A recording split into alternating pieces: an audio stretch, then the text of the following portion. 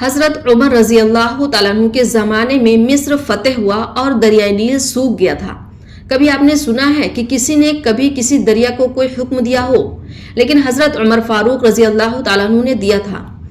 دریائے نیل کا ایک معمول تھا کہ ہر سال دریائے نیل سوکھ جاتا تھا۔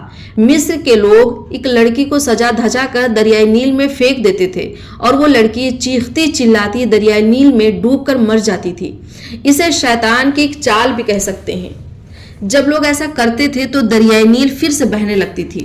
ہر سال کی طرح اس سال بھی دریائے نیل سوکھ گئی تھی۔ عمرو بن عاص اس ٹائم کے گورنر تھے۔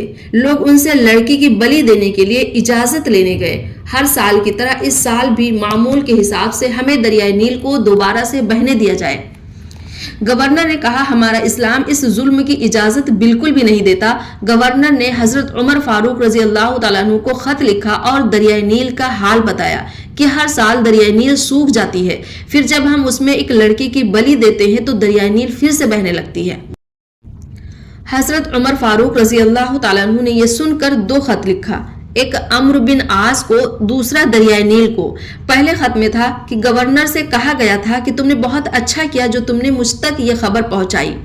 دوسرا خط دریائے نیل کے لیے تھا۔ اس میں لکھا تھا اے دریائے نیل، اگر تو اپنی مرضی سے بہتی ہے تو بند ہو جا، مجھے تیرے پانی کی کوئی ضرورت نہیں، اور اگر تجھے عمر کا رب چلاتا ہے تو تو جاری رہے۔ میں اللہ سے کہتا ہوں تجھے جاری کر دے۔ رات میں یہ خط دریائے نیل میں ڈالا گیا۔